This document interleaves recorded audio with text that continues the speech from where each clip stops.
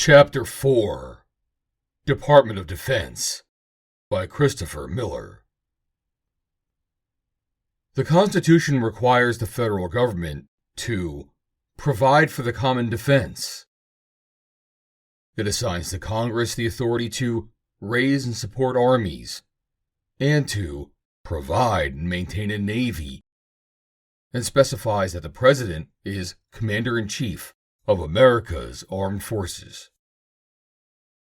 Ever since our founding, Americans have understood that the surest way to avoid war is to be prepared for it in peace. But when deterrence fails, we must fight and win. The Department of Defense, DoD, is the largest part of our federal government. It is almost 3 million people serving in uniform or civilian capacity throughout the world, and consumes about approximately $850 billion annually, more than 50% of our government's discretionary spending. The DoD is also a deeply troubled institution. Historically, the military has been one of America's most trusted institutions, but years of sustained misuse, a two-tiered culture of accountability that shields senior officers and officials, while exposing junior officers and soldiers in the field, wasteful spending, wildly shifting security policies, exceedingly poor discipline in program execution, and, most recently, the Biden administration's profoundly unserious equity agenda and vaccine mandates have taken a serious toll. Our disastrous withdrawal from Afghanistan, our impossibly muddled China strategy, the growing involvement of senior military officers in the political arena, and deep confusion about the purpose of our military are clear signals of a disturbing decay and markers of a dangerous decline in our nation's capabilities and will. Additionally, more than 100,000 Americans die annually, in large measure, because of illicit narcotics flows. More than 4 times as many people in 1 year as we lost in our 20-year war against Al-Qaeda. We are also witnessing a transformation in the character of war. The democratization of technology and the collapse of time and space require dramatic, thoughtful changes in how we defend, deter, and fight. As with any huge bureaucracy, and the DoD is one of the world's largest, breaking the status quo requires leadership and endurance. Technology is critical in maintaining our warfighting primacy, but we must be leery of the siren song that technology alone can protect us.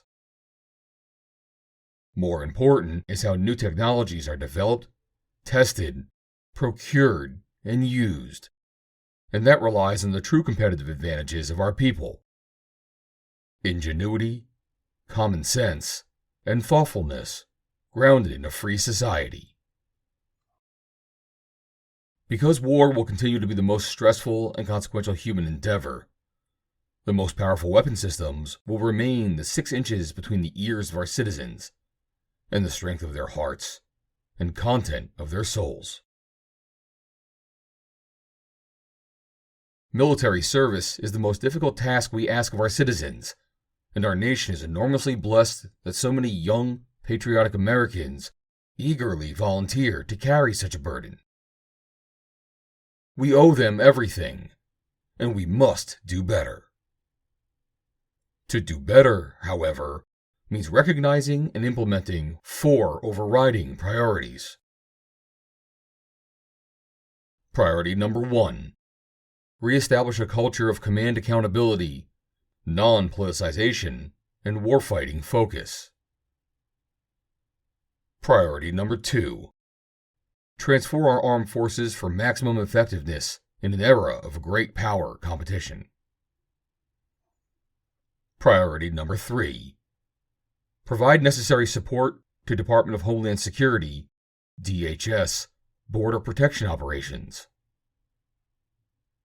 Border protection is a national security issue that requires sustained attention and effort by all elements of the executive branch. Priority number 4. Demand financial transparency and accountability.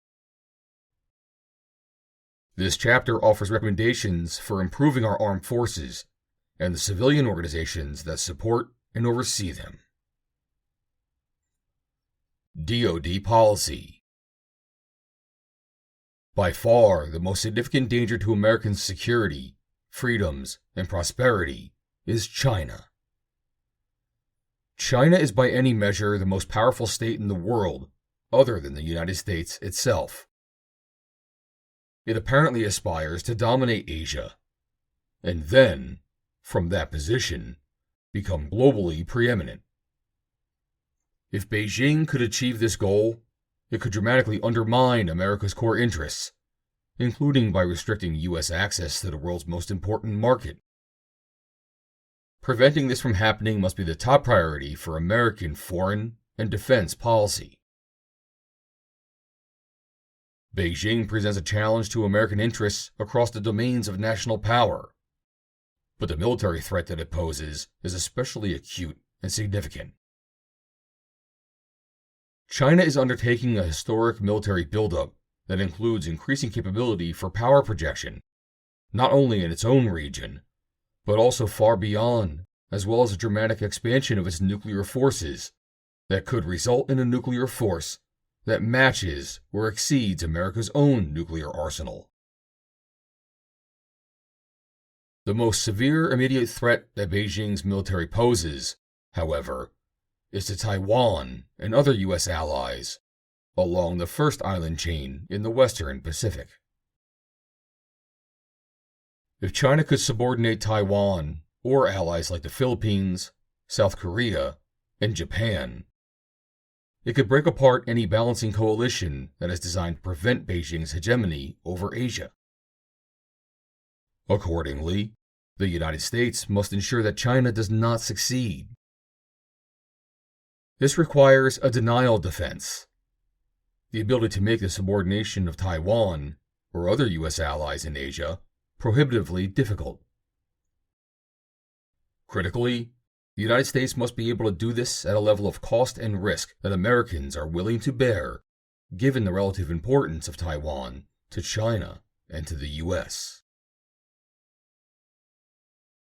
The United States and its allies also face real threats from Russia, as evidenced by Vladimir Putin's brutal war in Ukraine, as well as from Iran, North Korea, and transnational terrorism at a time when decades of ill-advised military operations in the greater Middle East, the atrophy of our defense industrial base, the impact of sequestration, and effective disarmament by many U.S. allies have exacted a high toll on America's military.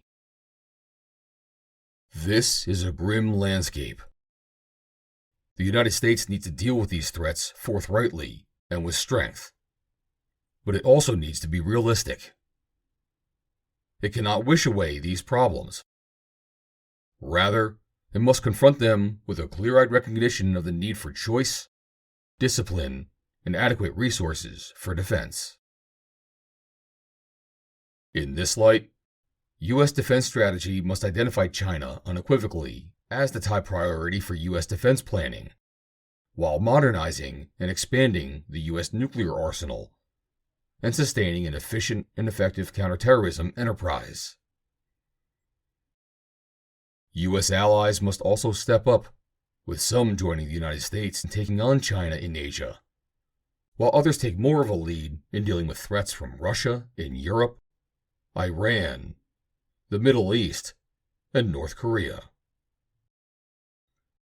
The reality is that achieving these goals will require more spending on defense, both by the United States and by its allies, as well as active support for reindustrialization and more support for allies' productive capacity so that we can scale our free world efforts together. Needed reforms. Prioritize a denial defense against China. U.S. defense planning should focus on China and, in particular, the effective denial defense of Taiwan. This focus and priority for U.S. defense activities will deny China the first island chain. 1. Require that all U.S. defense efforts, from force planning to employment and posture, focus on ensuring the ability of American forces to prevail in the pacing scenario and deny China a fait accompli against Taiwan. 2. Prioritize the U.S. conventional force planning construct to defeat a Chinese invasion of Taiwan before allocating resources to other missions, such as simultaneously fighting another conflict. Increase Allied conventional defense burden sharing. U.S. allies must take far greater responsibility for their conventional defense. U.S. allies must play their part not only in dealing with China, but also in dealing with threats from Russia, Iran, and North Korea. 1. Make burden sharing a central part of U.S. defense strategy, with the United States not just helping allies to step up, but strongly encouraging them to do so. 2. Support greater spending and collaboration by Taiwan and allies in the Asia-Pacific, like Japan and Australia, to create a collective defense model. 3. Transform NATO so that U.S. allies are capable of fielding the great majority of the conventional forces required to deter Russia, while relying on the United States primarily for our nuclear deterrent and select other capabilities, while reducing the U.S. force posture in Europe. 4. Sustain support for Israel, even as America empowers Gulf partners to take responsibility for their own coastal, air, and missile defenses, both individually and working collectively. 5. Enable South Korea to take the lead in its conventional defense against North Korea. Implement nuclear modernization and expansion. The United States manifestly needs to modernize, adapt, and expand its nuclear arsenal. Russia maintains and is actively brandishing a very large nuclear arsenal. But China is also undertaking a historic nuclear breakout. 1. Expand and modernize the U.S. nuclear force so that it has the size, sophistication, and tailoring to deter Russia and China simultaneously. 2. Develop a nuclear arsenal with the size, sophistication, and tailoring, including new capabilities at the theater level, to ensure that there is no circumstance in which America is exposed to serious nuclear coercion. Increase Allied counterterrorist burden sharing. Transnational terrorism remains a threat to Americans, even as we pivot toward Asia. 1. Sustain the military forces needed to deter, prevent, and combat terrorism, but at a sustainable cost in concert with other elements of national power and partner efforts. 2. Prioritize enhancing the capability of allies and partners to take the lead in combating terrorism in their regions. DoD Acquisition and Sustainment, A&S. The DoD's ability to acquire and field new and existing technologies is essential to the ability of America's military personnel to fight and win our nation's wars. To succeed in this endeavor, we must optimize the systems and personnel that the department uses. But the inflexible bureaucratic structure and risk-averse culture that have developed over the decades make it difficult to provide the tools that warfighters need at the speed of relevance. The number one problem is the DoD budgeting process, instituted in 1961, that requires acquisition spending to be locked years in advance. Because technologies change so rapidly and requirements can change overnight, This creates situations in which military personnel not only go to war with outdated technology, but also may be fighting with equipment that is less capable than that of their competitors. America owes its military many things, and the most important is the resources they need to survive on the battlefield and carry out the tasks we ask of them. Needed reforms.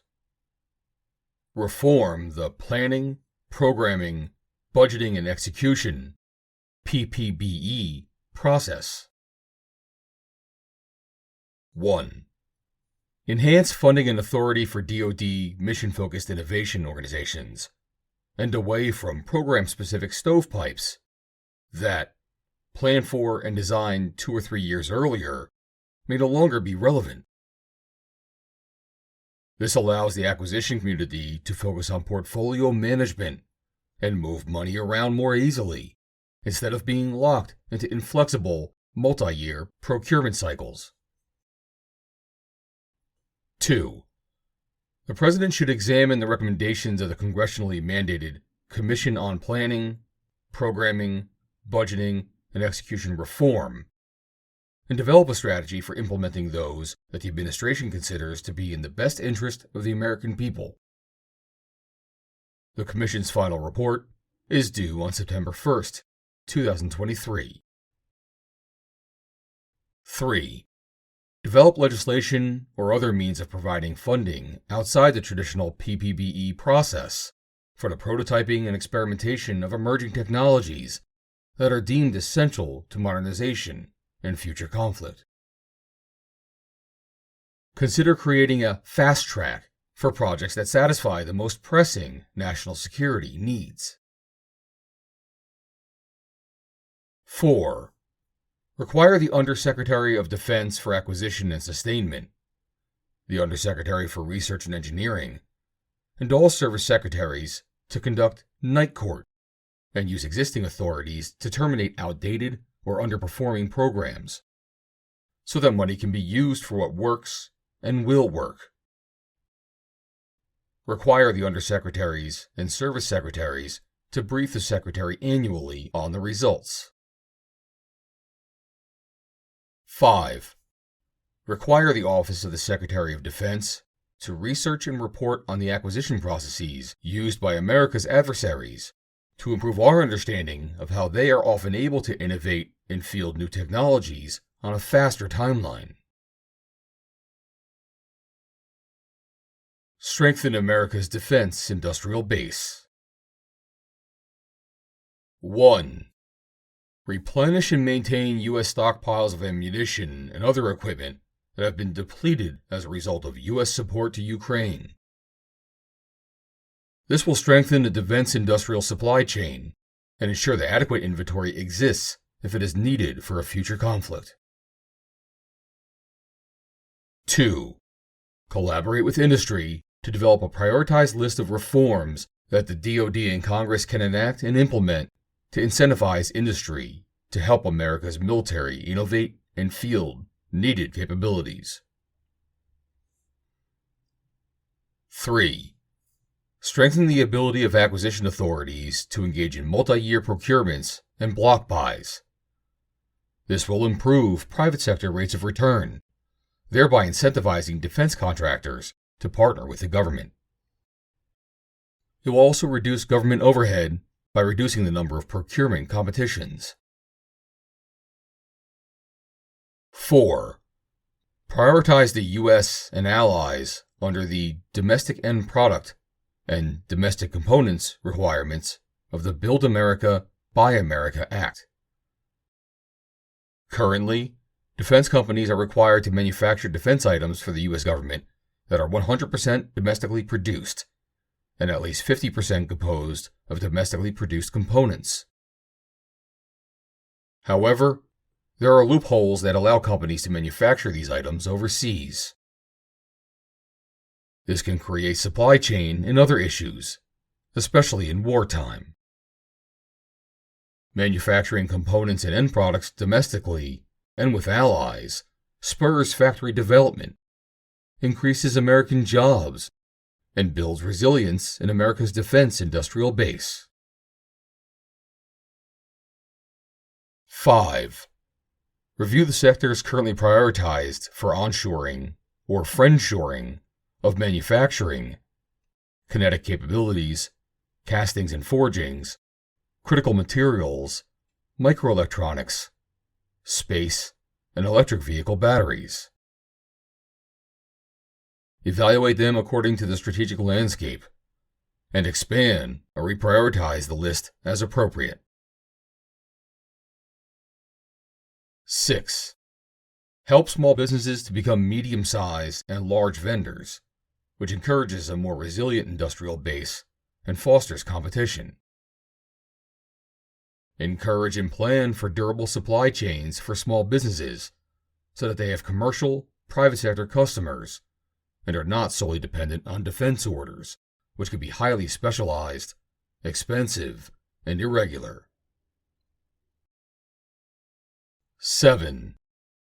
Increase external engagement among small businesses to inform them of DoD's needs and how they can work with DoD to meet national security priorities. Optimize the DoD acquisition community. 1. Create incentives to emphasize speed and agility in decision-making for prototyping and program of record starts and terminations. Most bureaucrats would rather follow a checklist and fail than go outside the procedures and win, because failure means negative career repercussions. Senior acquisition leaders should design a system that allows decision makers to stay within the law, but bypass unnecessary departmental regulations that are not in the best interest of the government and hamper the acquisition of capabilities that warfighters require. 2. The Undersecretary of Defense for Acquisition and Sustainment, Undersecretary for Research and Engineering, and all service secretaries should assess their acquisition workforces, determine what additional personnel, resources, and training they need, and develop implementation plans. The goal is to develop, prototype, acquire, and field require capabilities at the speed of relevance to meet America's pacing threats and maintain a warfighting advantage. 3. Decentralized Defense Acquisition University, DAU, offerings, and expand the DAU mission to include accreditation of non-DoD institutions. The critical shortage of trained and certified acquisition personnel must be addressed with urgency in order to support DoD mission objectives and goals. With the rapid evolution of training and educational technologies, including remote and virtual practices, there is no reason for DAU to maintain a monopoly on the knowledge and certification that are required to perform as acquisition professionals. Further, the cost to private contractors and non-DoD civilians who aspire to such a role limits the supply of trained and certified candidates. DAU has become an unnecessary barrier to entry in a career field that is vital to the DoD mission. DoD Research, Development, Test, and Evaluation, RDT&E.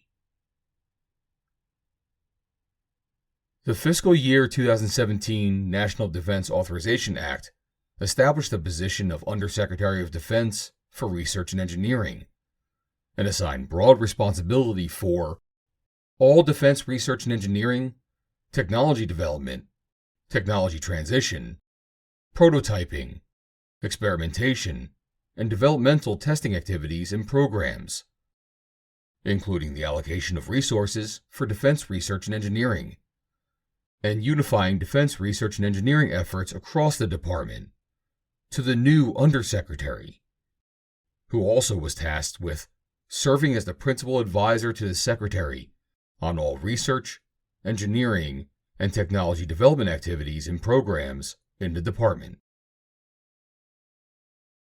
This led to the single largest DoD structural change since the Goldwater-Nichols Act of 1986 and was organized effectively during President Donald Trump's administration. Needed reforms. Champion, engage, and focus the American innovation ecosystem. To maintain leadership in the era of great power competition and succeed against our adversaries, a key DoD effort must be the creation of mechanisms and processes to embrace America's most significant competitive advantage: innovation. 1.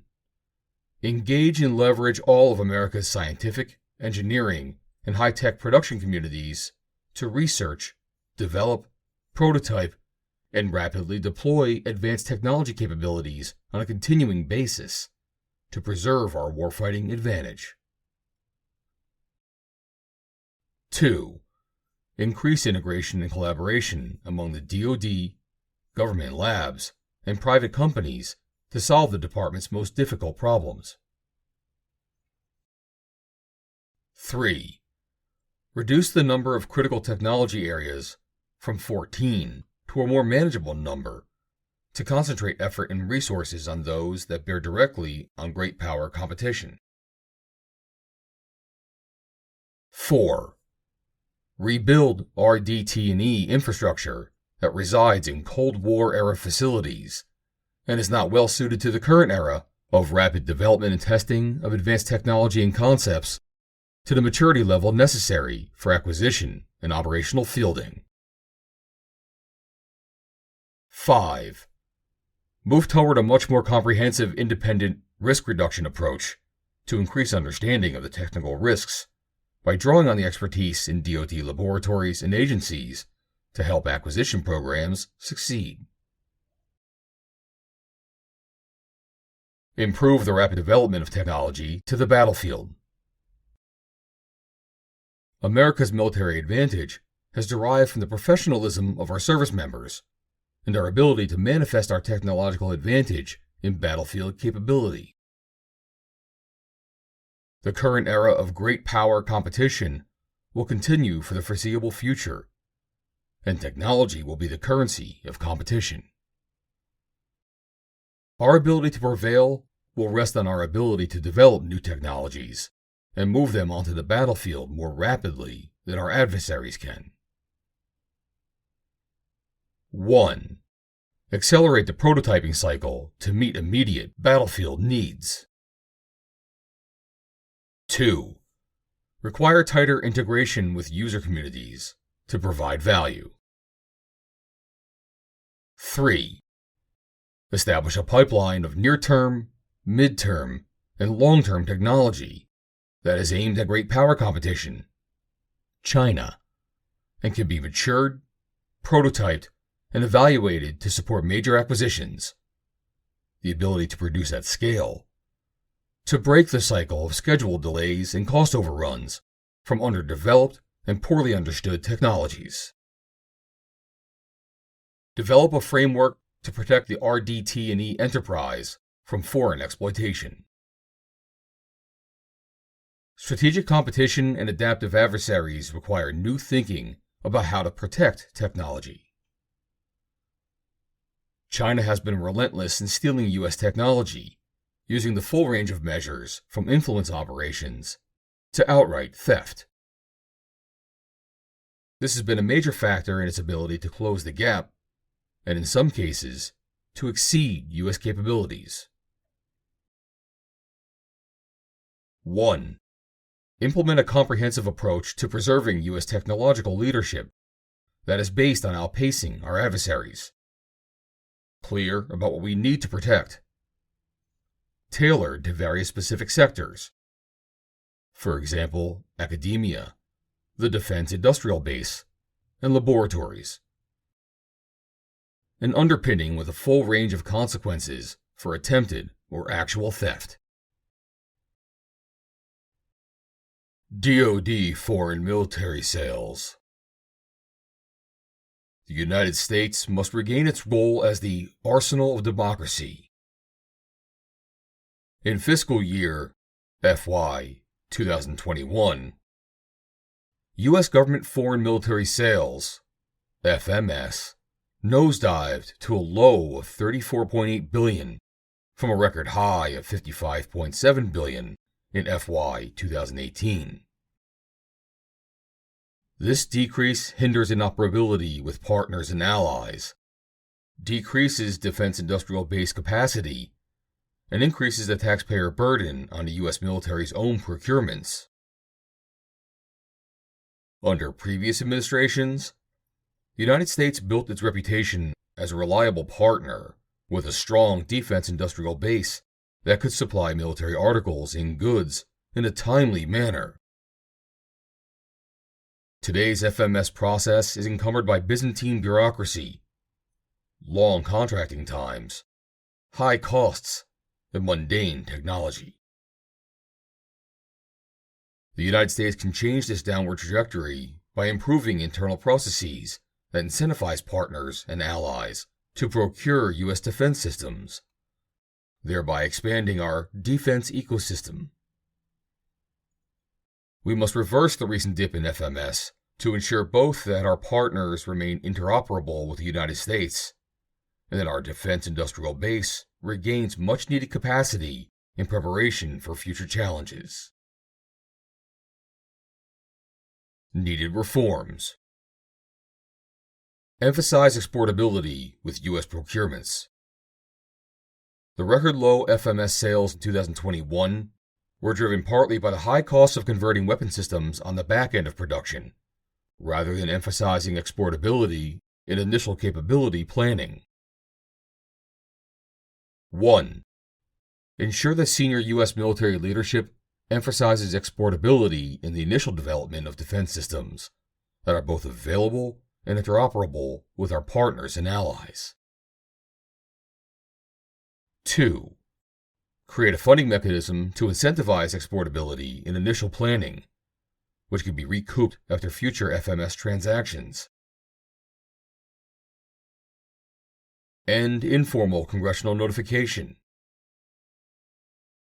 Informal congressional notification, or tiered review, is a hindrance to ensuring timely sales to our global partners. The tiered review process is not codified in law.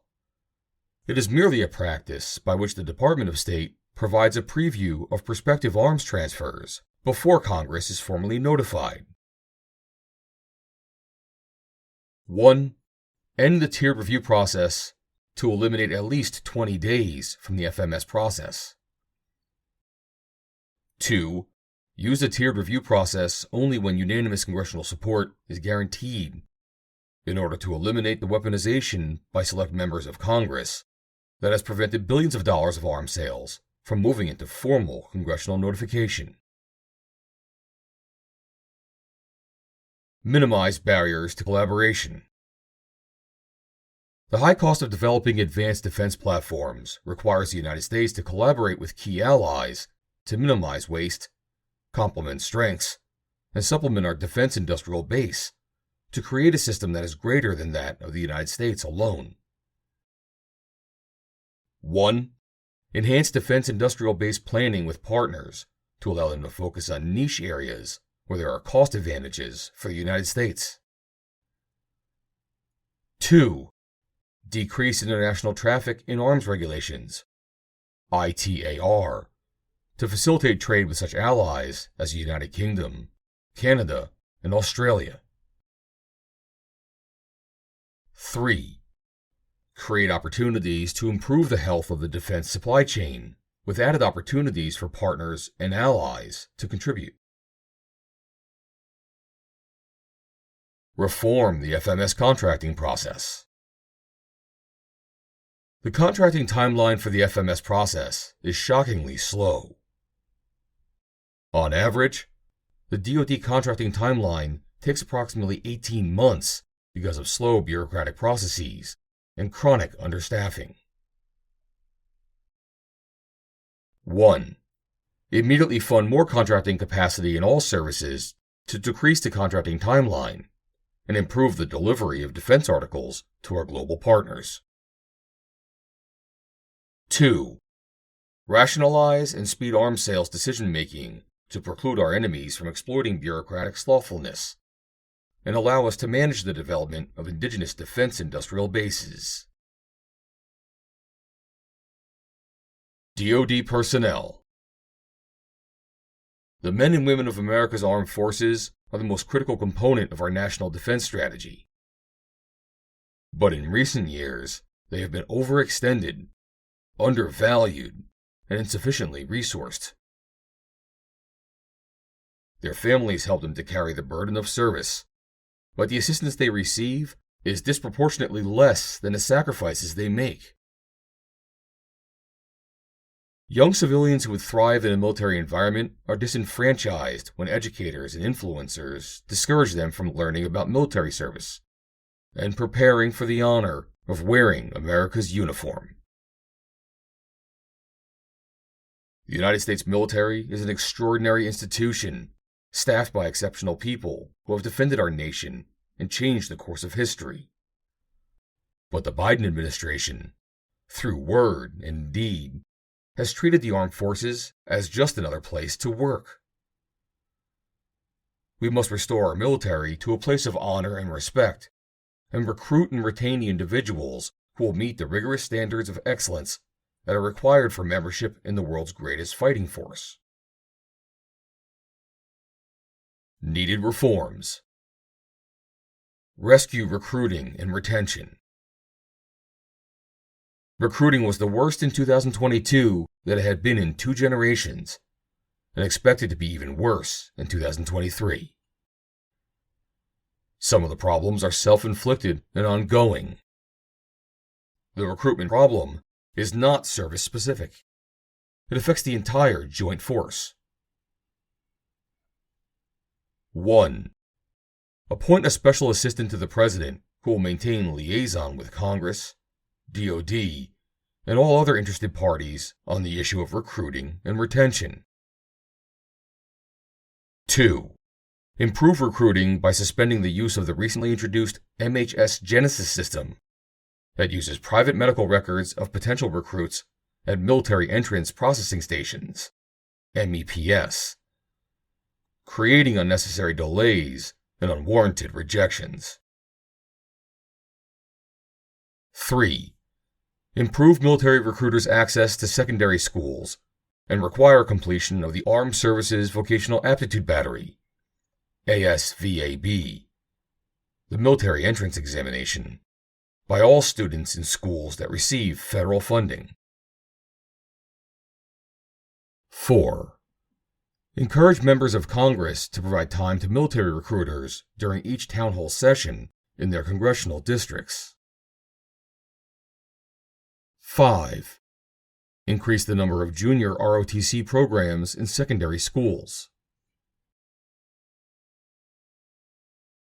Restore standards of lethality and excellence. Entrance criteria for military service and specific occupational career fields should be based on the needs of those positions. Exceptions for individuals who are already predisposed to require medical treatment, for example, HIV positive or suffering from gender dysphoria, should be removed, and those with gender dysphoria should be expelled from military service.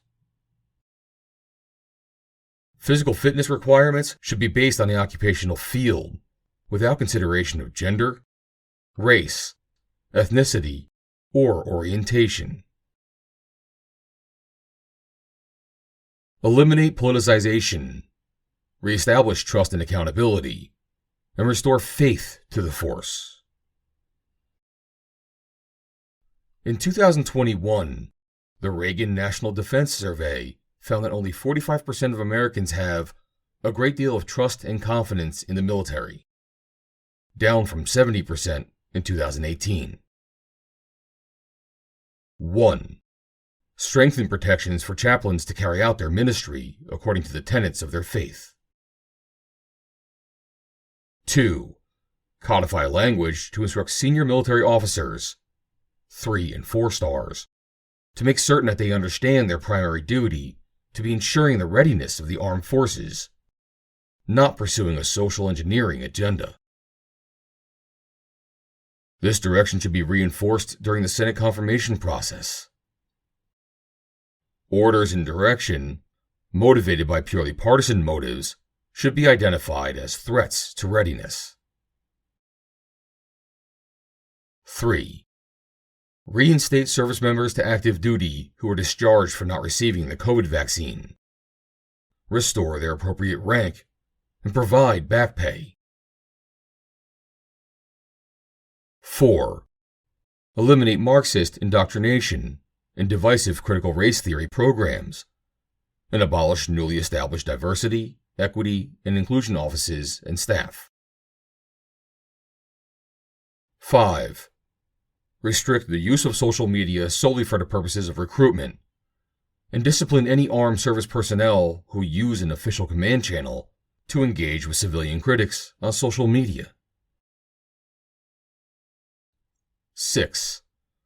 Audit the course offerings at military academies to remove Marxist indoctrination, eliminate tenure for academic professionals, and apply the same rules to instructors that are applied to other DoD contracting personnel. 7.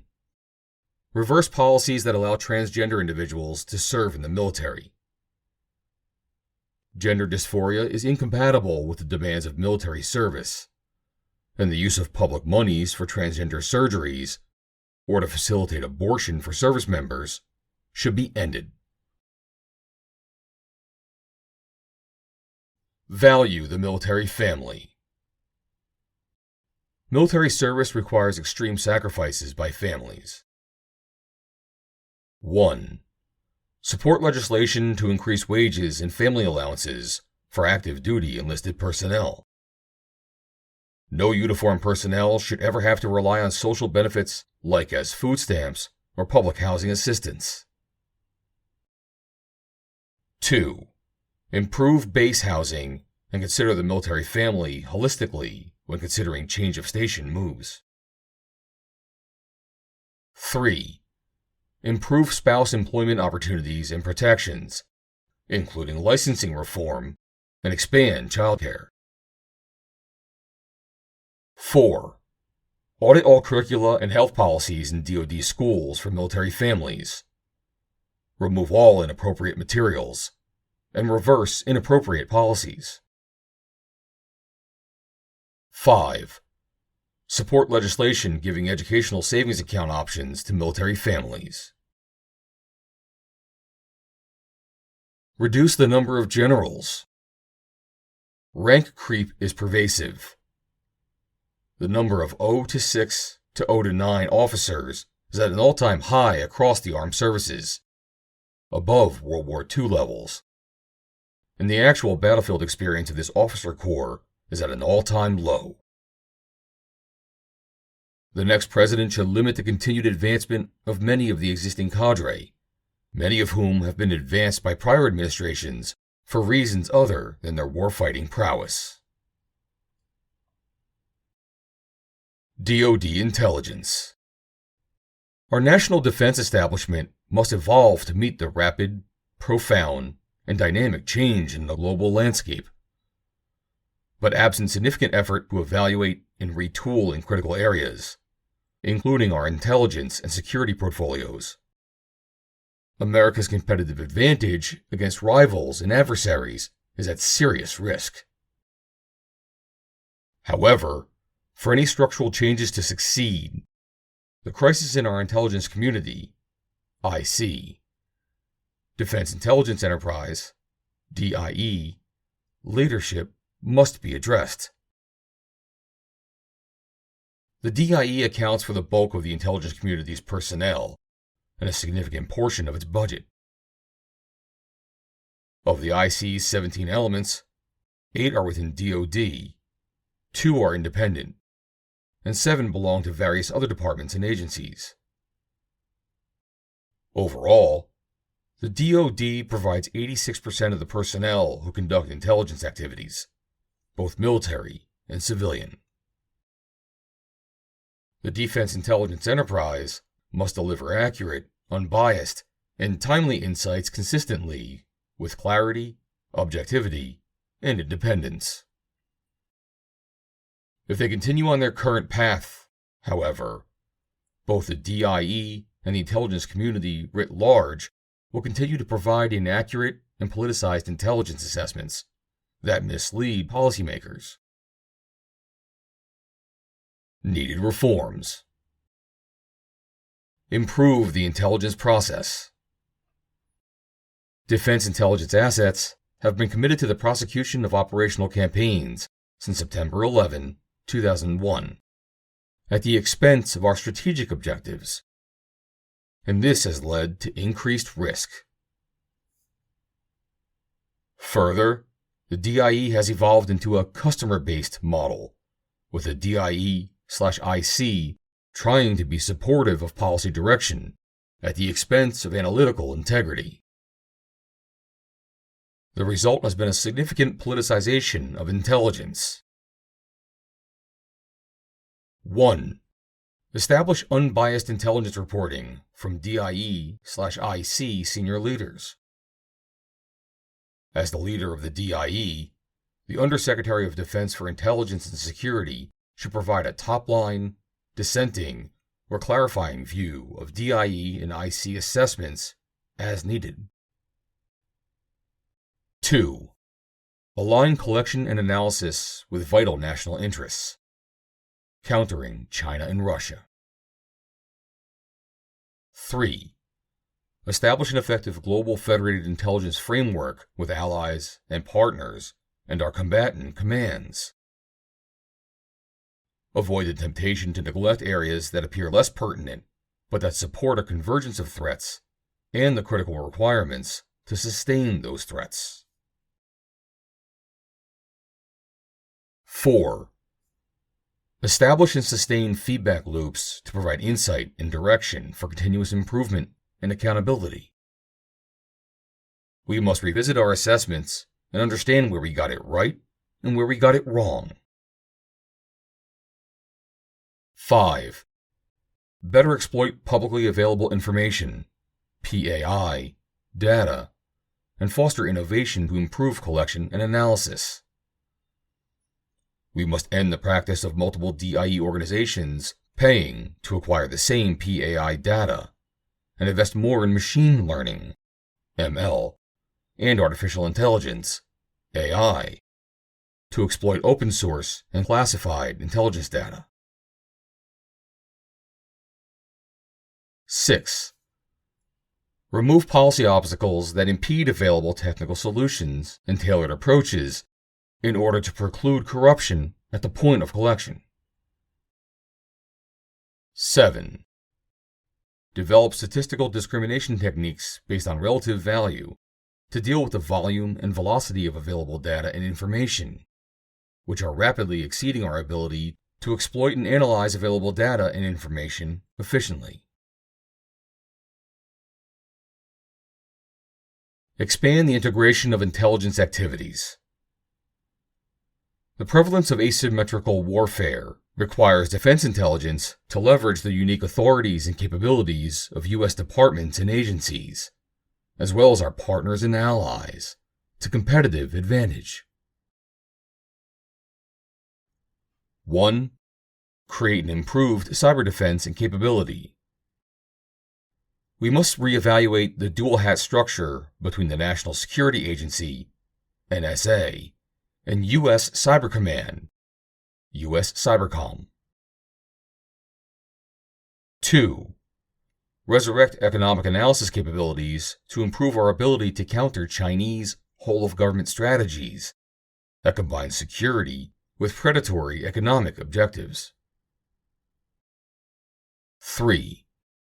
Resurrect critical thinking to provide true strategic intelligence that will enable the U.S. to counter global adversaries and emerging technologies, such as adversary advances in hypersonics, unmanned aerial systems, UAS, cyber domain, advanced fighter aircraft, and advanced undersea capabilities more effectively.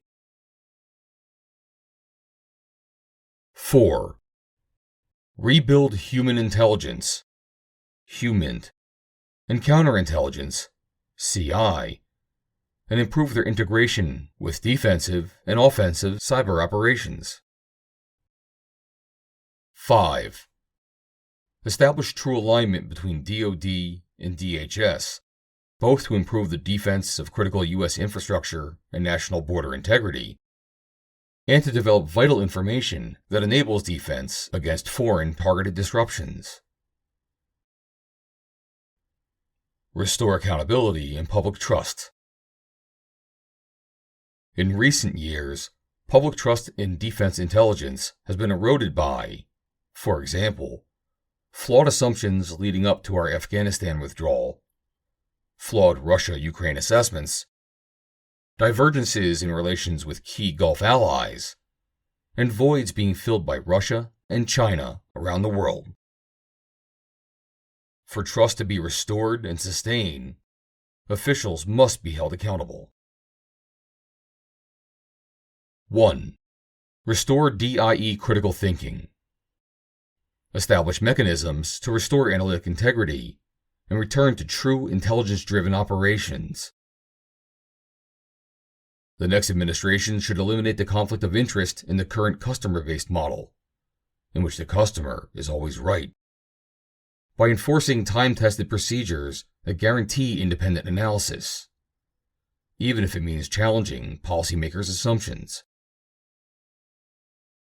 The Undersecretary of Defense for Intelligence and Security's leadership role should be expanded to include providing analytic top-line views and improve DIE transparency by highlighting diverging views. 2.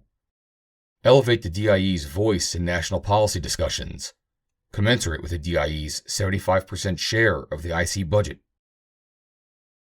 Present defense intelligence to senior policymakers, either independently to avoid all source bias, or in consensus products like the National Intelligence Estimates. Eliminate peripheral intelligence obligations that do not advance military readiness. In 2019, following the catastrophic 2015 data breach at the U.S. Office of Personnel Management, OPM, the Defense Counterintelligence and Security Agency, DCSA, accepted transfer of the responsibility to conduct security clearance and suitability investigations for 95% of the U.S. government's civilian workforce. This decision, which grew out of an intention to deconstruct OPM, was wrong-headed on many levels and made the federal bureaucracy dependent on a new overlay of DoD bureaucracy. In a sense, instilling DoD control of civilian managers. This function should be returned to OPM, except for military security clearance investigations. U.S. Army. The U.S. Army's mission is to deploy, fight, and win our nation's wars by providing ready, prompt, and sustained land dominance by Army forces across the full spectrum of conflict as part of the joint force. Today, however, the Army cannot execute its land dominance mission. The U.S. Army is at an inflection point that is marked by more than a decade of steadily eroding budgets and diluted buying power, an appreciable degradation in readiness and training capacity, a near crisis in the recruiting and retention of critical personnel, and a bevy of aging weapon systems that no longer provide a qualitative edge over peer and near-peer competitors, but will not be replaced in the near term. All of these challenges are set against the backdrop of a complex and dynamic global geopolitical environment that is exemplified and exacerbated by the triumph of our adversaries in Afghanistan after a 20-year struggle there, as well as recent Russian outrages in the Ukraine and China's bellicosity both on its border and in surrounding disputed regions. In spite of these ever-increasing operational pulls, our Army is consistently being asked to do more with fewer resources. The status quo is further marked by a pervasive politically driven top-down focus on progressive social policies that emphasize matters like so-called diversity, equity, and inclusion, and climate change, often to the detriment of the Army's core warfighting mission. Needed reforms. Rebuild the Army. The total Army budget has decreased by roughly 11% since 2018, perilously affecting the service's readiness and ability to train and to procure new personnel and equipment. Declining budgets and decreased buying power have forced the Army to lower training standards and opportunities to train, propose reductions in end strength, slash military construction programs to historically low levels, and scale back essential modernization programs. 1. Increase the Army budget to remain the world's preeminent land power. 2. Accelerate the development and procurement of the 6 current Army modernization priorities: long-range precision fires, the next-generation combat vehicle, future vertical lift, the Army network, air and missile defense, and soldier lethality, to replace worn-out and outdated combat systems and ensure ground combat dominance. 3. Increase funding to improve Army training and operational readiness. 4. Increase the Army force structure by 50,000 to handle 2 major regional contingencies simultaneously. 5. Reform recruiting efforts. The Army missed its 2022 recruitment goal by 25%, or 15,000 soldiers. Focus on deployability and sustained operations. The U.S. Army's very lethal ground force capability is irrelevant if it cannot quickly deploy to locations for employment in decisive operations to secure our global security interests.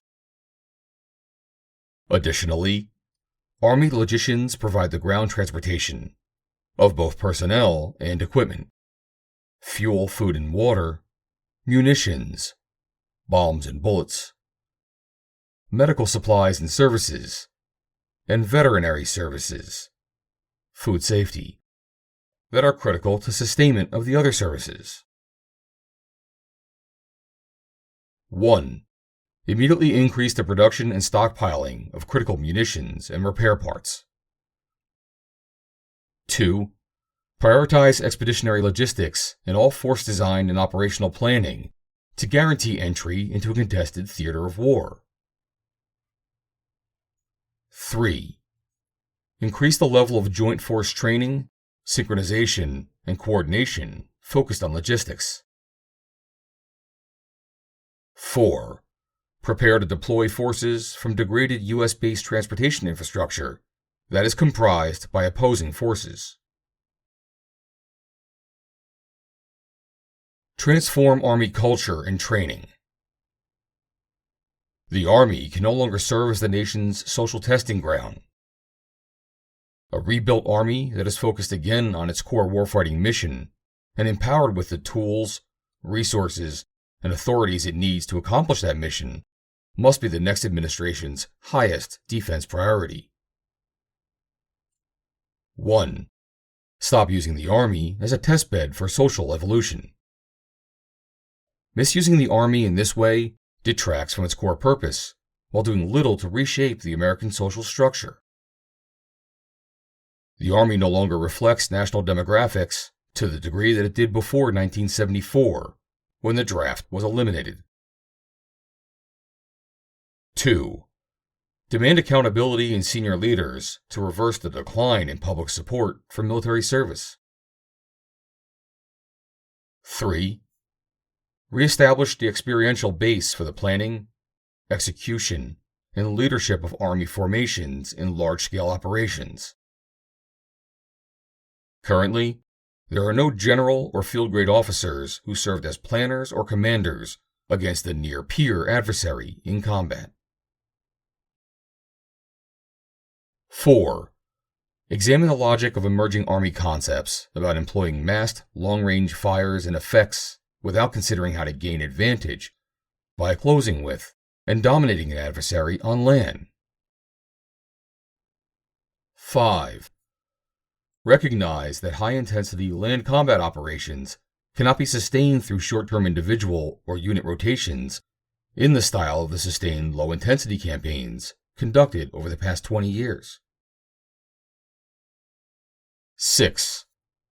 Transform how the National Guard is employed during extended operations, short of declared war, to preclude back-to-back federal and state deployments of National Guard soldiers in order to stabilize and preserve military volunteerism in our communities.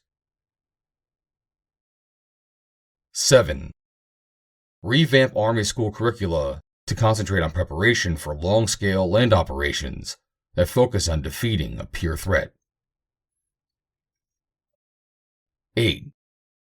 Address the underlying casual issues driving increased Army suicide rates, which have surpassed pre-World War II rates and are now eclipsing the rate among civilians. U.S. Navy. As noted at the beginning of this chapter, the U.S. Constitution gives Congress the power to provide and maintain a Navy. Inherent in this phrase is a recognition that there is a vital national interest in the maritime environment, and that this national interest requires sustained planning and investment. This is as true today as it was almost 250 years ago, and will remain true into the future.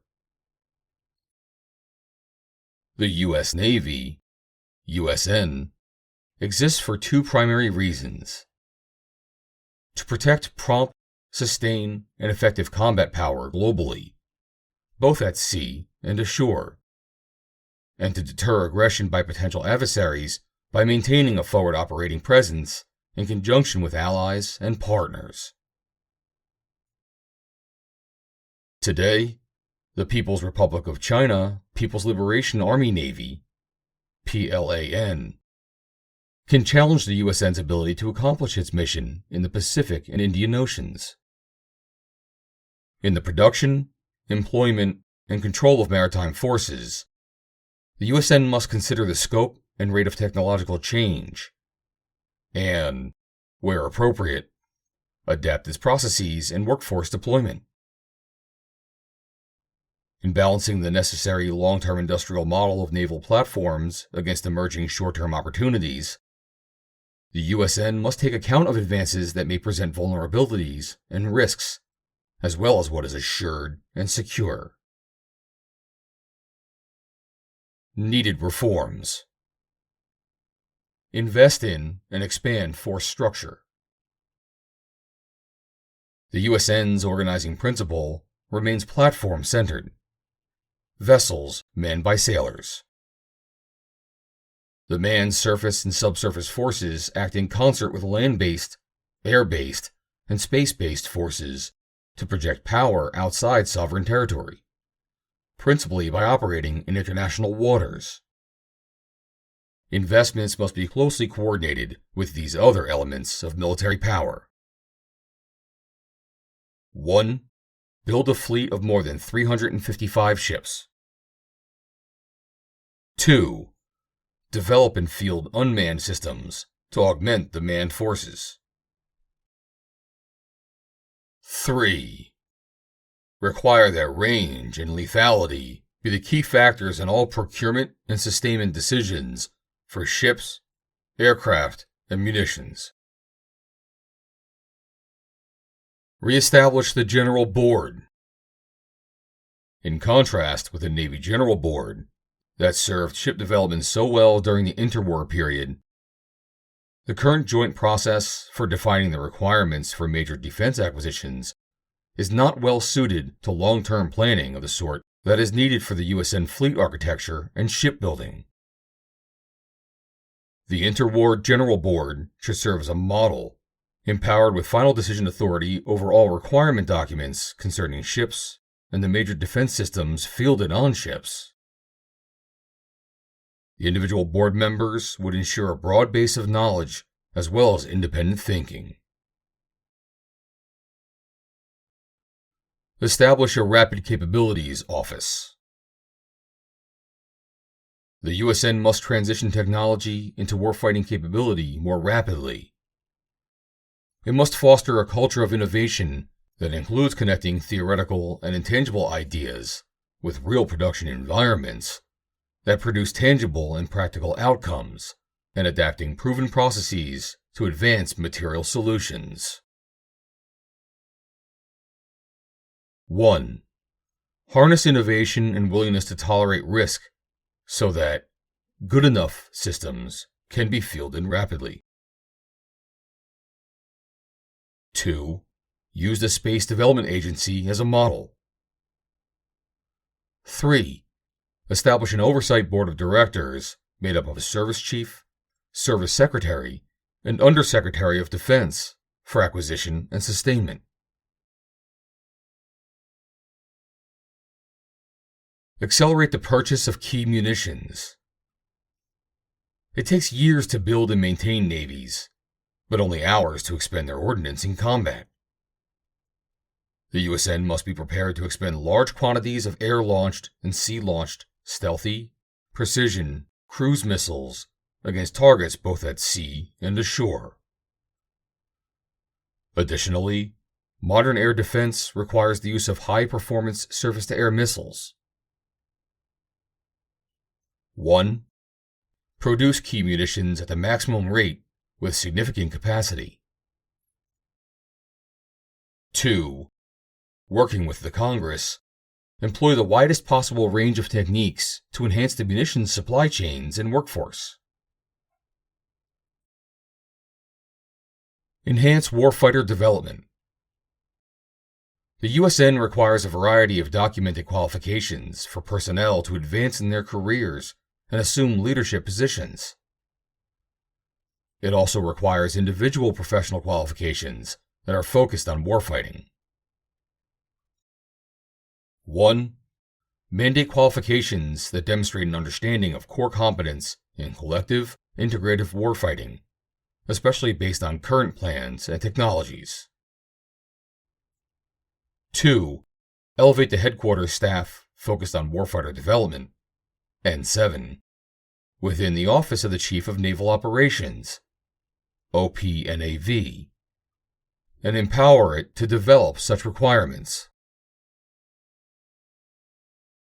3. Require that war games be utilized as experiential learning environments for the participants as a prerequisite for achieving career milestones. Department heads, commanding officers, and major commanders. 4.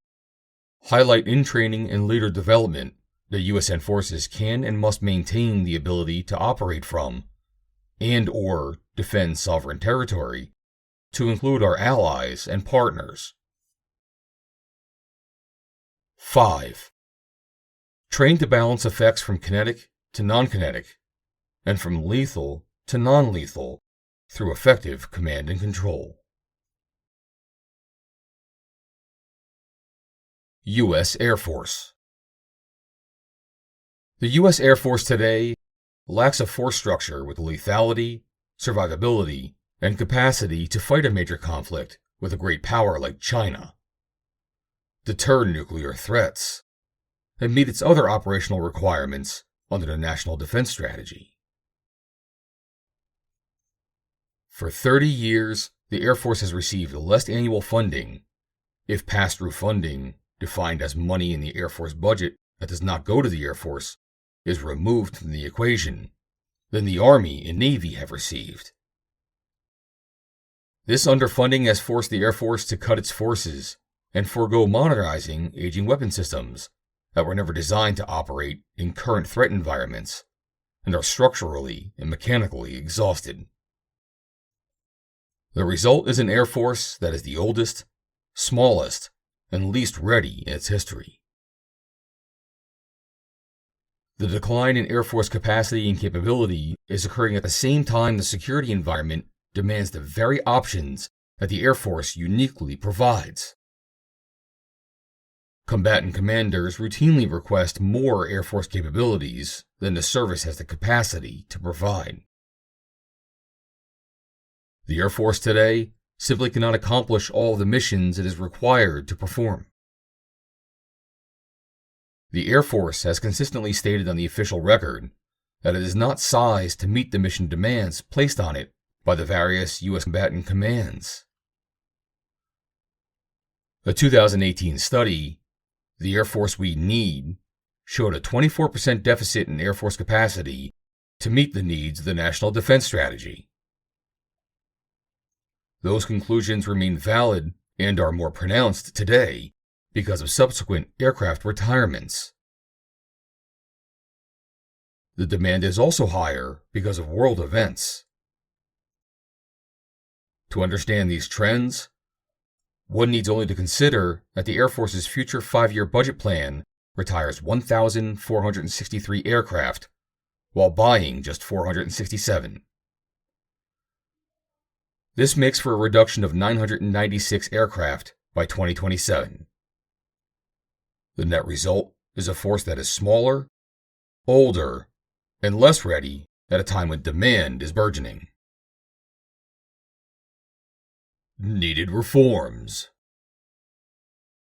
Increased spending and budget accuracy in line with a threat-based strategy. Returning the U.S. military to a force that can achieve deterrence or win in a fight if necessary requires returning to a threat-based defense strategy. Real budget growth, combined with a more equitable distribution of resources across the armed services, is the only realistic way to create a modernized Air Force with the capacity to meet the needs of the National Defense Strategy. Additionally, as noted above, pass-through funding causes numbers cited in current DoD budget documents to be higher than the dollar amounts actually received by the Air Force. 1. Adopt a two-war force strategy with scenarios for each service that will allow the Air Force to attain the resources it requires by developing a force-sizing construct that reflects what is required to accomplish strategic objectives. 2. Eliminate pass-through funding, which has grown to more than $40 billion per year and has caused the Air Force to be chronically underfunded for decades. 3. Increase the Air Force budget by 5% annually, after adjusting for inflation, to reverse the decline in size, age, and readiness, and facilitate the transition to a more modern, lethal, and survivable force. Reduce near-term and mid-term risk. Increasing the Air Force's acquisition of next-generation capabilities that either are or soon will be in production will increase the availability of the United States to deter or defeat near-term to mid-term threats. 1. Increase F-35A procurement to 60 to 80 per year. 2. Build the capacity for a B-21 production rate of 15 to 18 aircraft per year, along with applicable elements of the B-21 long-range strike family of systems. 3. Increase Air Force airlift and aerial refueling capacity to support agile combat employment operations that generate combat sorties from a highly dispersed posture in both Europe and the Pacific. 4. Develop and buy larger quantities of advanced mid-range weapons, 50 nm to 200 nm, that are sized to maximize targets per sortie for stealth aircraft flying in contested environments against target sets that could exceed 100,000 aim points. 5. Accelerate the development and production of the Sentinel intercontinental ballistic missile to reduce the risk inherent in an aging Minuteman III force in light of China's nuclear modernization breakout. 6. Increase the number of EC-37B electronic warfare aircraft from 10 to 20 in order to achieve a minimum capacity to engage growing threats from China across the electromagnetic spectrum. Invest in future Air Force programs and efforts. Increasingly capable adversaries require new capabilities to enable victory against those adversaries. 1. Attain an operationally optimized advanced battle management system as the Air Force element of the DoD Joint All-Domain Command and Control Enterprise. 2. Produce the next-generation air dominance system of systems. Air moving target indication, other sensors, communications, command and control, weapons, and uninhabited aerial vehicles. 3. Achieve moving target engagement capability and capacity against sea, surface, and ground mobile targets at the scale necessary to meet the needs of the National Defense Strategy. 4. Build resilient basing, sustainment, and communications for survivability in a contested environment. 5. Establish a vigorous and sufficiently funded electromagnetic spectrum operations recovery plan to make up for more than 20 years of neglect of this mission area. U.S. Marine Corps. The U.S. Marine Corps, USMC, is the maritime land force of the Department of Defense and Department of the Navy. It serves a critical role as an expeditionary amphibious force that can project power from sea to shore and beyond, while performing other specialized missions, like securing America's diplomatic outposts abroad. Between the terrorist attacks of September 11, 2001, and the conclusion of U.S. military operations in Afghanistan in August 2022, the Marine Corps engaged in extended operations ashore as directed by the Secretary of Defense, leaving it with little opportunity or ability to train for and execute the naval and amphibious operations for which it is uniquely suited and directed by law.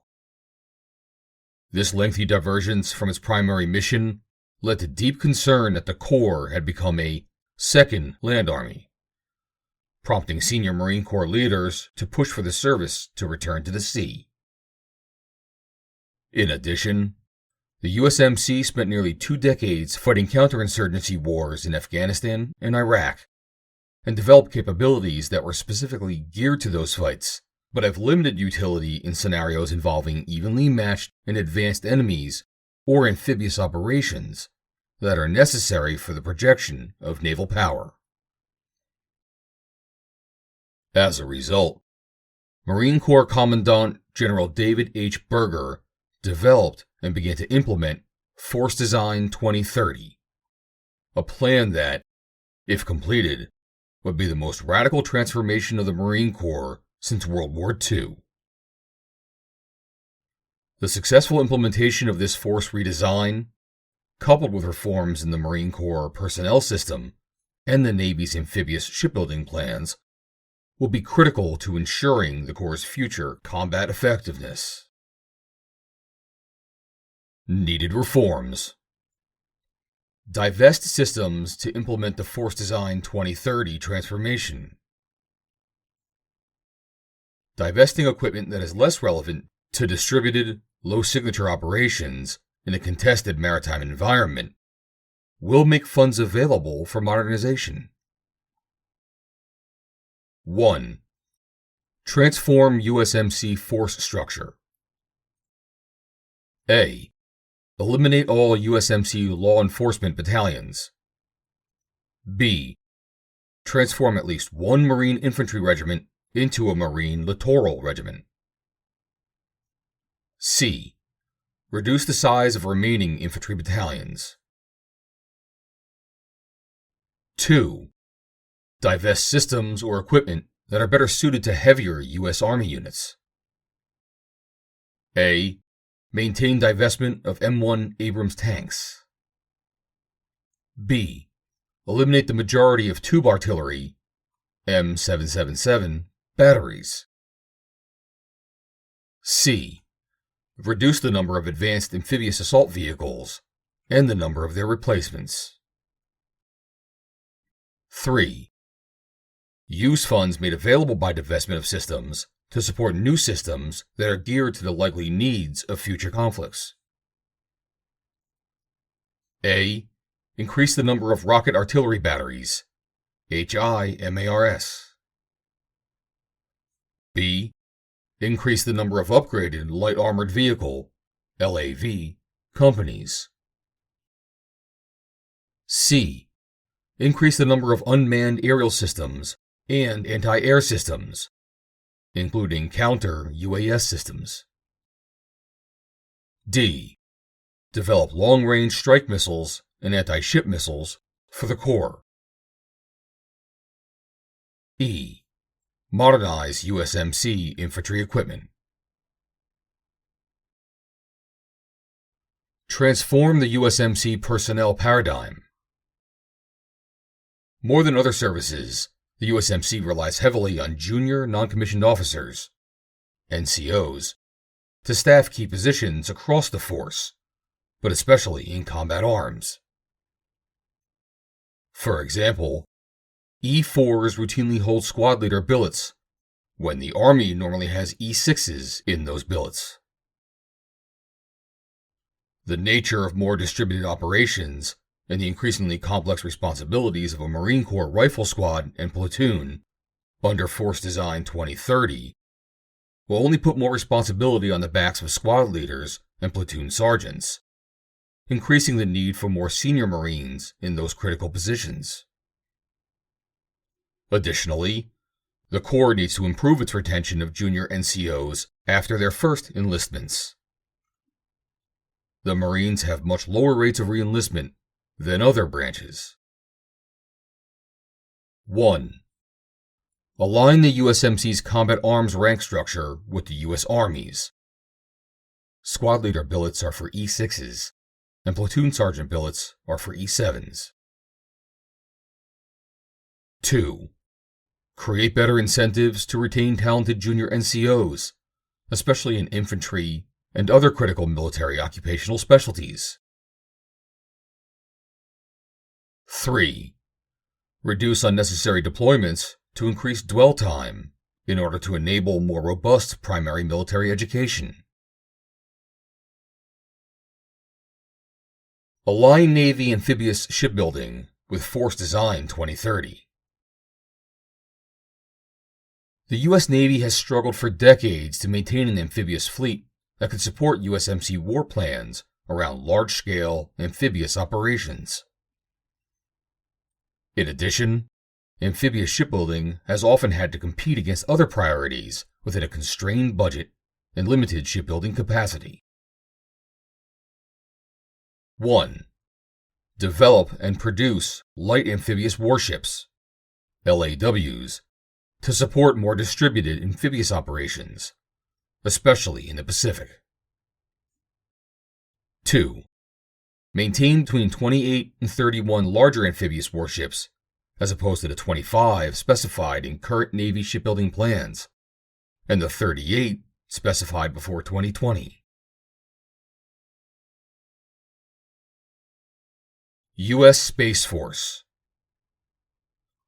U.S. Space Forces conduct global space operations to sustain and enhance air, land, and sea effectiveness, lethality, and superiority by providing secure broadband global communications, precision position, navigation, and timing accuracy,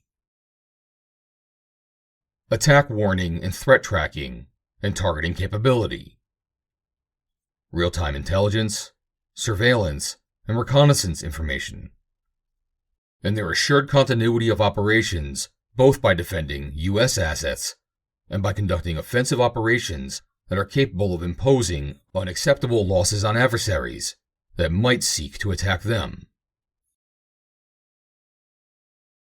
The U.S. Space Force, USSF, was established to assure continuous global and theater combat support from space, to deter attacks against U.S. space assets, and to prevail in space should deterrence fail. The USSF posture was conceived as a balance of offensive and defensive deterrent capabilities designed for maximum effectiveness. Needed reforms. Reverse the Biden administration's defensive posture. The Biden administration has eliminated almost all offensive deterrence capabilities, and instead will rely solely on defensive capabilities of disaggregation, maneuver, and reconstitution. The most costly, the slowest, and ultimately the most fragile architecture selection. 1. Re-establish offensive capabilities to guarantee a favorable balance of forces. Efficiently manage the full deterrent spectrum, and seriously complicate enemy calculations of a successful first strike against U.S. space assets. 2. Restore architectural balance in U.S. space forces, both offensive and defensive, to restore deterrence dominance efficiently and quickly. 3. Rapidly expand space control capability to include cislunar space, the region beginning at geosynchronous altitude and encompassing the Moon, to provide early warning of an enemy attack. 4. Seek arms control and rules of the road understandings only when they are unambiguously in the interest of the U.S. and its allies, and prohibit their unilateral implementation. Reduce overclassification. The USSF must move beyond the Cold War era culture of secrecy and overclassification that surrounded military space to facilitate greater coordination and synchronization of efforts across the government and commercial sectors. Declassify appropriate information about terrestrial and on-orbit space capabilities that threaten the U.S. space constellation, as well as those being pursued by our competitors, to secure the principled right to counter them offensively. Implement policies suited to a mature USSF. No longer a newborn, the USSF has entered its 4th year of existence, and the lessons learned can be incorporated across all facets of the force to increase its effectiveness. 1. Restructure the current unity of effort structure to unity of command. 2. Lead the U.S. government's development of a clear and unambiguous declaratory policy that the United States will operate at will in space, and enforce these operations with capabilities that ensure effective deterrence and the ability to impose our will if necessary. 3. End the current study phase of concept development and issue necessary guidance for the development and fielding of offensive capabilities. 4. Alter the Space Development Agency's current fail-early approach and transition to a methodology that maintains aggressive timelines, but with significantly greater engineering rigor, with special attention to sustainment, support, and fully integrated space operations. 5. Increase the number of general officer positions to ensure the Space Force's ability to compete for resources on a common basis with the other services. 6. Explore creation of a Space Force Academy to attract top aero-astro students, engineers, and scientists, and develop astronauts. The Academy could be attached initially to a large existing research university like the California Institute of Technology, or MIT. Share faculty and funding, and eventually be built separately to be on par with the other service academies.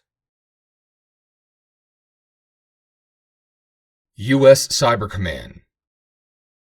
U.S. Cybercom was established in 2010 by the Department of Defense to unify the direction of cyberspace operations, strengthen DoD cyberspace capabilities, and integrate and enhance U.S. cyber expertise. Cyber capabilities and threats are evolving rapidly. Accordingly, a conservative administration should be especially sensitive to and prepared to meet the challenges presented by bureaucratic silos, inappropriately rigid tactical doctrine, and strategic thinking's historic tendency to lag behind technological capability. The preliminary evidence for the war in Ukraine suggests that existing cyber doctrine and certain capability and target assumptions may be incorrect or misplaced. The following recommendations, therefore, presuppose that there might be a rigorous lessons learned analysis and review of existing U.S. doctrine in light of the battlefield evidence. Needed reforms. Ensure that U.S. Cybercom is properly focused. Mission creep is leading to wasteful overlap with the Department of Homeland Security, National Security Agency, Department of Defense, and Central Intelligence Agency. 1. Separate U.S. Cybercom from the National Security Agency per congressional direction. 2. Conduct effective offensive cyber effects operations at the tactical and strategic levels. 3. Expand defensive cyber effects operations authorized by President Trump's classified National Security Presidential Memorandum 13, United States Cyber Operations Policy. 4. End U.S. Cybercom's participation in federal efforts to fortify U.S. elections, to eliminate the perception that DoD is engaging in partisan politics. Increase U.S. Cybercom's effectiveness. 1. Accelerate the integration of cyber and electronic warfare, EW, doctrine and capabilities, abiding by the time-tested norms of combined arms warfare. 2. Mandate that development teams will include both coders and soldiers, aircrew, and sailors with kinetic experience at the platoon level. 3. Break the paradigm of cyber authorities held at the strategic level. 4. Increase cyber resilience by, for example, protecting the Nuclear Command, Control, and Communications Network and the Air Force's Cyber Resiliency Office for Weapon Systems. CROWS. 5. Expand coordination of joint operations with allies. 6. Implement the Government Accountability Office's recommendation that the DoD Chief Information Officer, Commander of U.S. Cybercom, and Commander of Joint Force Headquarters, DoD Information Network, align policy and system requirements to enable DoD to have enterprise-wide visibility of cyber incident reporting, to support tactical, strategic, and military strategies for response. Rationalize strategy and doctrine. 1. Update the October 2022 National Security Strategy to define DoD roles and responsibilities beyond existing platitudes. 2. Apply traditional deterrence strategies and principles for using cyber/EW in retaliation for foreign cyber attacks and/or EW actions against U.S. infrastructure and citizens. Special Operations Forces.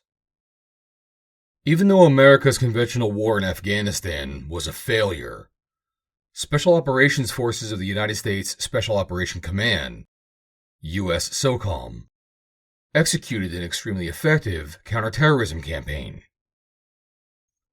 There has not been another major attack on the homeland. Global terrorist threats are reduced and managed. collaboration with international partners is effective, and units under U.S. SOCOM are the most capable and experienced warfighters in 2 generations. There is a movement to reduce the scope and scale of U.S. SOCOM's mission in favor of other service priorities in great power competition. This would be a mistake, because U.S. SOCOM can be employed effectively in great power competition. It makes sense to capitalize on U.S. SOCOM's experience and repurpose its mission to include irregular warfare within the context of great power competition, thereby providing a robust organization that is capable of achieving strategic effects that are critical both to our national defense and to the defense of our allies and partners around the globe. Irregular warfare should be used proactively to prevent state and non-state actors from negatively affecting U.S. policies and objectives, while simultaneously strengthening our regional partnerships. If we maintain irregular warfare's traditional focus on non-state actors, we limit ourselves to addressing only the symptoms, non-state actors, not the problems themselves. China, Russia, North Korea, and Iran. Needed reforms. Make irregular warfare a cornerstone of security strategy. The U.S. can project strength through unified action with our interagency, allies, and partners by utilizing irregular warfare capabilities synchronized with elements of national power.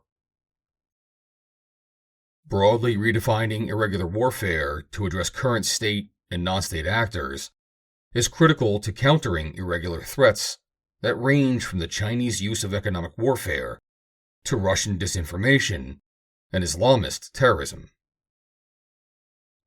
A broad definition of irregular warfare in the national security strategy would allow for a whole-of-government approach, thereby providing resources and capabilities to counter threats and ultimately serve as credible deterrents at the strategic and tactical levels. 1. Define irregular warfare as a means by which the United States uses all elements of national power to project influence abroad, to counter state adversaries, defeat hostile non-state actors, deter wider conflict, and maintain peace in great power competition.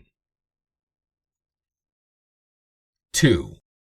Characterize the state and non-state irregular threats facing the U.S. by region in the national security strategy. 3. Direct that irregular warfare resources, capabilities, and strategies be incorporated directly into the overall national defense strategy, instead of being relegated to a supporting document. 4. Establish an irregular warfare center of excellence to help DoD train, equip, and organize to conduct irregular warfare as a core competency across the spectrum of competition, crisis, and conflict.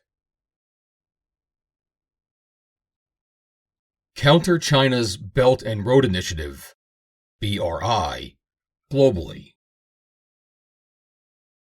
DoD, in conjunction with the interagency, allies, and partner nations, must work proactively to counter China's BRI around the globe. 1. Task U.S. SOCOM and corresponding organizations in the Pentagon with conceptualizing, resourcing, and executing regionally based operations to counter the BRI, with a focus on nations that are key to our energy policy, international supply chains, and our defense industrial base. 2. Use regional and global information operations to highlight Chinese violations of exclusive economic zones, violations of human rights, and coercion along Chinese fault lines in Xinjiang Province, Hong Kong, and Taiwan, in addition to China's weaponization of sovereign debt. 3. directly counter Chinese economic power with all elements of national power in North America, Central America, and the Caribbean to maintain maritime freedom of movement and protect the digital infrastructure of nations in the region. Establish credible deterrence through irregular warfare to protect the homeland. A whole-of-government approach and willingness to employ cyber, information, economic, and counter-terrorist irregular warfare capabilities should be utilized to protect the homeland. 1. Include the designation of U.S. SOCOM as lead for the execution of irregular warfare against hostile state and non-state actors in the National Defense Strategy. 2. Demonstrate a willingness to employ offensive cyber capabilities against adversaries who conduct cyber attacks against U.S. infrastructure, business, personnel, and governments. 3. Employ a name and shame approach by making information regarding the names of entities that target democratic processes and international norms available in a transparent manner. 4. Work with the interagency to employ economic warfare, lawfare, and diplomatic pressure against hostile state and non-state actors. 5. Maintain the authorities necessary for an aggressive counterterrorism posture against threats to the homeland. Nuclear deterrence.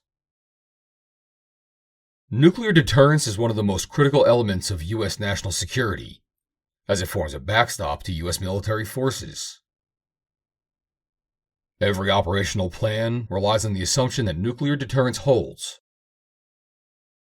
Ever since the U.S. first acquired nuclear weapons, administrations of both parties have pursued a strategy designed to deter nuclear and non-nuclear attack, assure allies, and, in the event of nuclear employment, restore deterrence at the lowest possible cost to the U.S. Today, however, America's ability to meet these goals is increasingly challenged by the growing nuclear threats posed by our adversaries. China is pursuing a strategic breakout of its nuclear forces, significantly shifting the nuclear balance and forcing the U.S. to learn how to deter two nuclear peer competitors, China and Russia, simultaneously for the first time in its history. Russia is expanding its nuclear arsenal and using the threat of nuclear employment as a coercive tactic in its war on Ukraine. North Korea is advancing its nuclear capabilities. Iran is inching closer to nuclear capability. Meanwhile, all U.S. nuclear capabilities and the infrastructure on which they rely date from the Cold War and are in dire need of replacement. The next administration will need to focus on continuing the effort to modernize the nuclear triad, while updating our strategy and capabilities to meet the challenges presented by a more threatening nuclear environment. Needed reforms. Prioritize nuclear modernization. All components of the nuclear triad are far beyond their intended lifetimes and will need to be replaced over the next decade. This effort is required for the U.S. to maintain its nuclear triad and will be the bare minimum needed to maintain U.S. strategic nuclear deterrence. 1. Accelerate the timelines of critical modernization programs, including the Sentinel missile, Long-Range Standoff Weapon, LRSO, Columbia-class ballistic missile submarine, B-21 bomber, and F-35 dual-capable aircraft. 2. Reject any congressional proposals that would further extend the service lives of U.S. capabilities, such as the Minuteman III ICBM. 3. Ensure sufficient funding for Warhead Life Extension Programs, LEP, including the B-61-12, W-80-4, W-87-1 mod, and W-88 Alt 370. Develop the Sea-Launched Cruise Missile Nuclear, SLCM-N. In 2018, the Trump administration proposed restoring the SLCM-N to help fill a growing gap in U.S. non-strategic capabilities and improve deterrence against limited nuclear attack. The Biden administration canceled this program in its 2022 Nuclear Posture Review, NPR. The next president should support and accelerate funding for development of the SLCM-N with the goal of deployment by the end of the decade. Account for China's nuclear expansion. To ensure its ability to deter both Russia and the growing Chinese nuclear threat, the U.S. will need more than a bare minimum of nuclear modernization. President Biden's 2022 NPR described the problem, but proposed no recommendations to restore or maintain nuclear deterrence.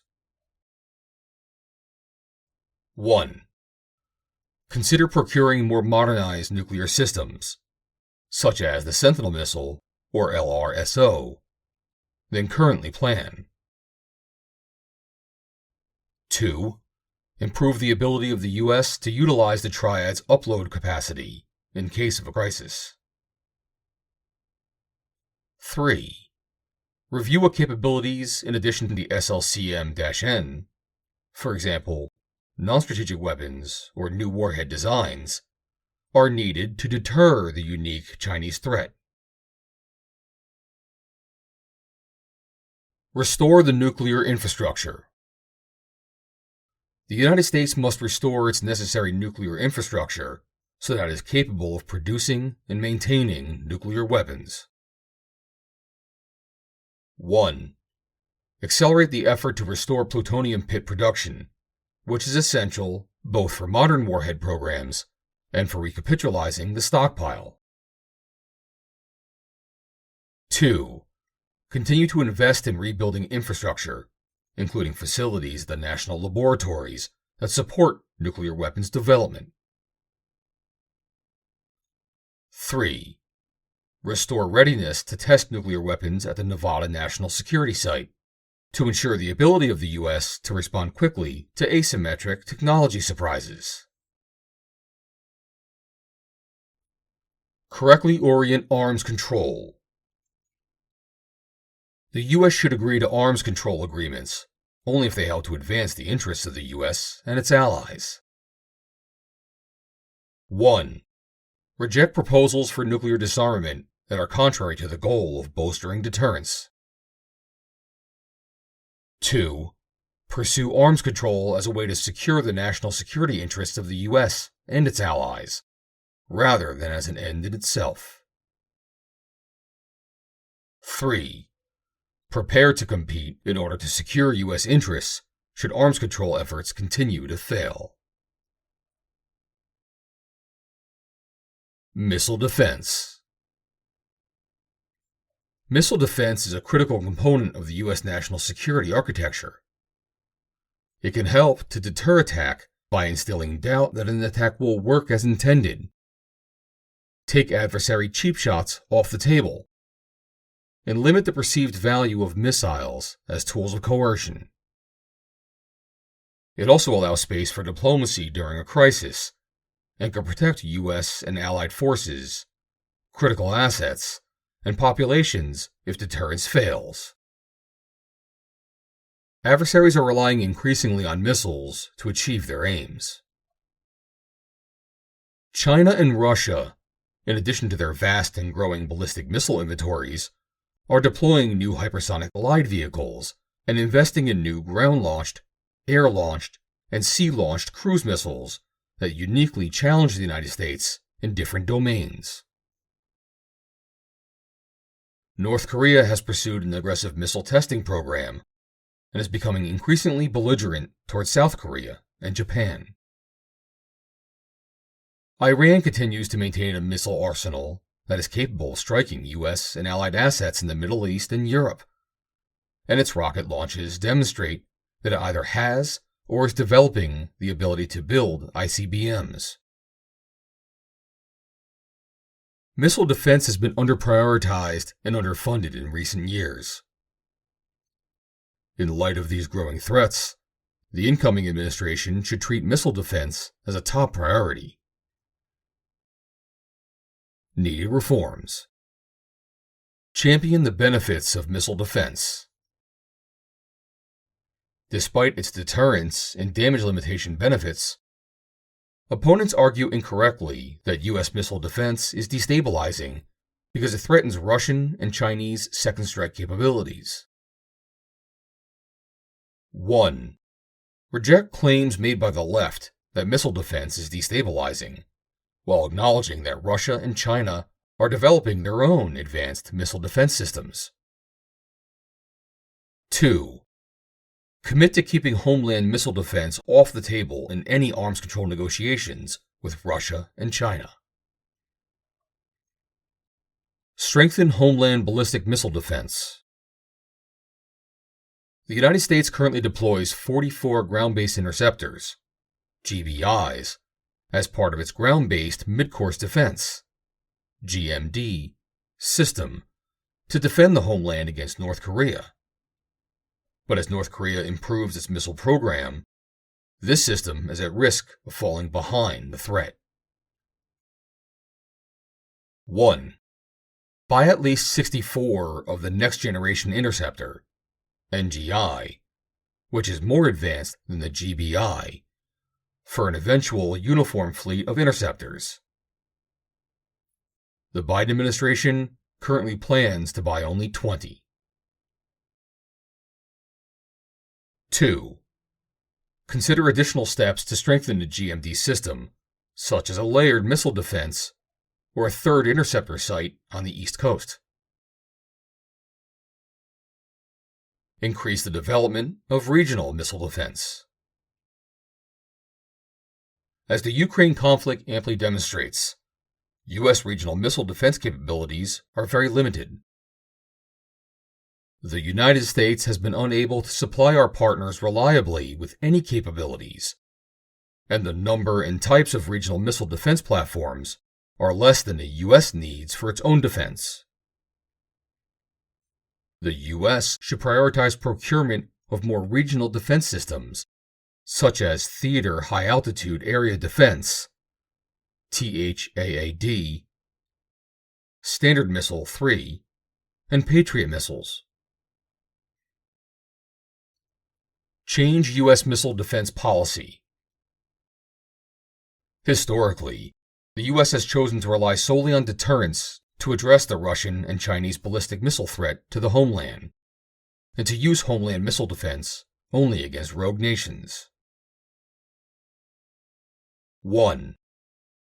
Abandon the existing policy of not defending the homeland against Russian and Chinese ballistic missiles, and focus on how to improve defense as the Russian and Chinese missile threats increase at an unprecedented rate.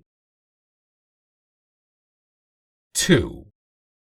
Invest in future advanced missile defense technologies, like directed energy or space-based missile defense, that could defend against more numerous missile threats. Invest in new track and intercept capabilities. The advent of hypersonic missiles and increased numbers of cruise missile arsenals by threat actors poses new challenges to our missile defense capabilities. 1. Invest in cruise missile defense on the homeland. 2.